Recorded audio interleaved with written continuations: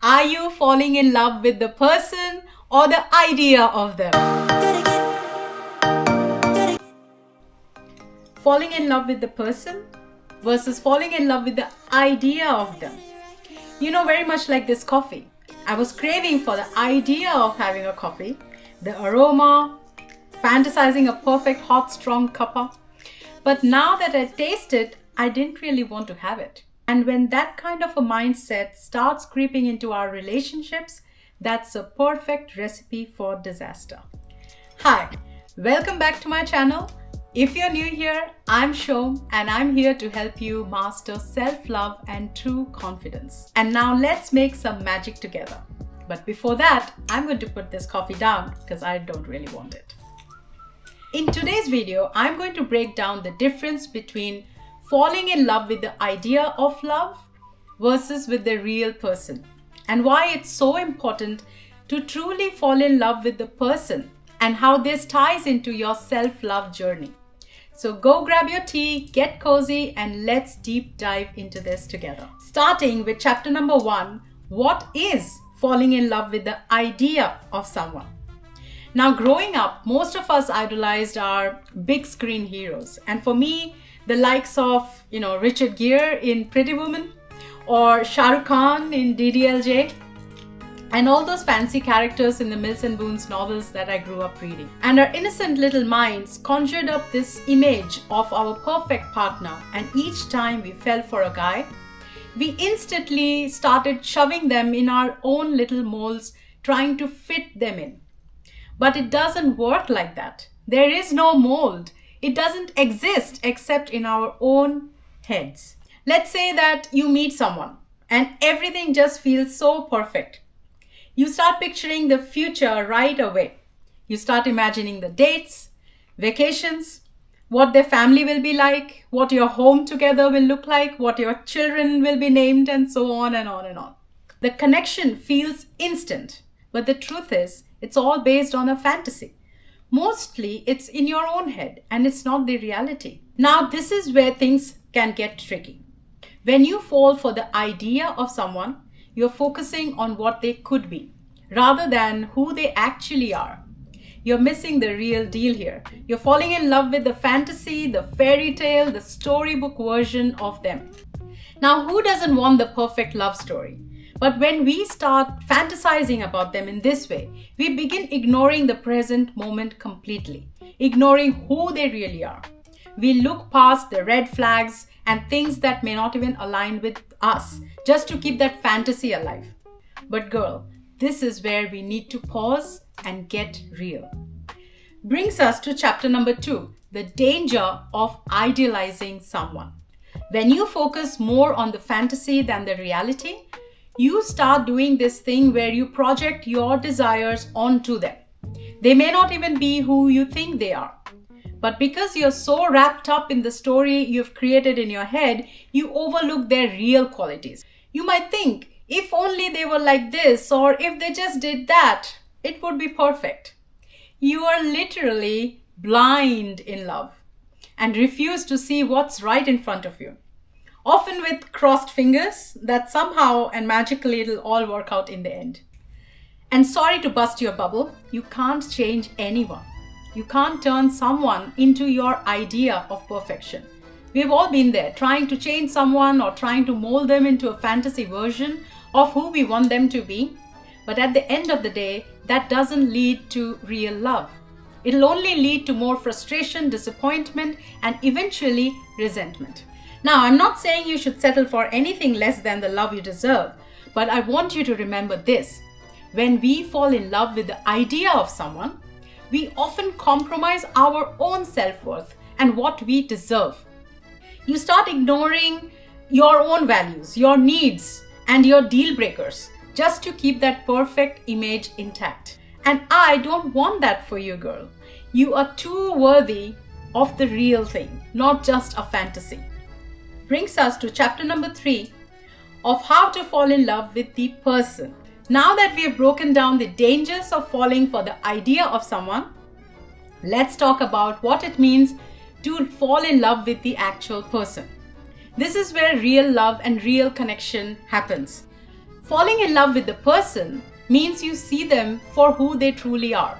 Their talents, skills, imperfections, quirks, and everything in between. You're not trying to change them or make them into something they are not. You're loving them for their true self, and that's where the magic is. When you love the person, you embrace their strengths, but you also accept their flaws. You understand that real love is built on mutual respect and honesty. This love isn't based on a fantasy. It's based on two people showing up for each other, willing to grow together. Girl, this is the foundation of true love. When you can love someone, flaws and all, and still choose them every single day, that's true love. It's not about the perfect moments or the perfect dates. It's about finding peace in the real connection you share without the need to change or fix anyone. Let's get on to chapter number 4, feminine energy and self-love in relationships. Now I want to talk about feminine energy and how it plays a huge role in falling in love with the person instead of the idea of them. Feminine energy is all about being receptive, nurturing, and grounded to your own worth. It's about trusting your intuition, being present in the moment, and letting go of the need for control. When you tap into your feminine energy, you stop looking for validation from someone else. You stop seeking a partner to fill an empty space in your own heart, because you've already filled that space with self-love and self-respect. True feminine energy doesn't compromise who she is for anyone. She understands her worth and knows that she deserves someone who sees her for who she truly is, not the image they want to project onto her. And this is why self-love is so important. When you love yourself first, you stop settling for anything less than the real thing. You stop getting caught up in fairy tales and start building real connections with people who see and appreciate you for who you are. And when that happens, girl, that's when your feminine energy shines brighter than ever. Brings us to chapter number 5, how to know the difference. Are you in love with the person or the idea? I want you to ask yourself a few questions here. Ready? Number 1, are you focusing more on the potential of the relationship rather than what's actually happening right now? Like, can you actually see the future with this person? How far will this relationship go? 2, do you find yourself ignoring their flaws because they don't fit into the fantasy version of who they should be? And I'm guilty of this. Stupidly turning all the red flags into some sort of an imaginary feeling. Like if he's ignoring you or playing hard to get, you found it so sexy and desirable that you start going out of your way to get his attention. You start behaving like someone you're not. Number 3, are you trying to change them into something they are not? Once again, guilty.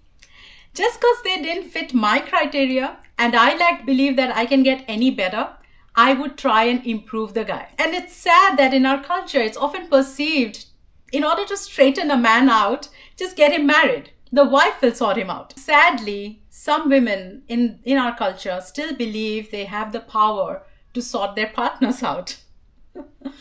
As if. Number 4, do you feel like you're compromising your own needs or values to make the relationship work? Are you forgetting who you are just to keep this going? If you answered yes to any of these, you might be falling for the idea of them rather than the reality. But if you're in a space where you're deeply connected, respecting each other's individuality and loving each other for who they really are, then you're on the right path to real true love. Let's get on to chapter number 6, how to avoid compromising who you are. Girl, you deserve a love that lifts you up, not one that dims your light. When you fall in love with the person, it's important to remember that you never have to compromise on who you are. Your values, your dreams, and your sense of self are your total, absolute, non-negotiable. And if you're constantly bending who you are to fit someone else's expectations or to keep the fantasy alive, then it's time to step back and reassess. Love shouldn't come at the cost of your happiness or your true identity.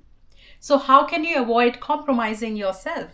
Here are some points. Number 1, set clear boundaries and stick to them. Not aggressively, just assertively. Know what you're willing to live with and what you aren't.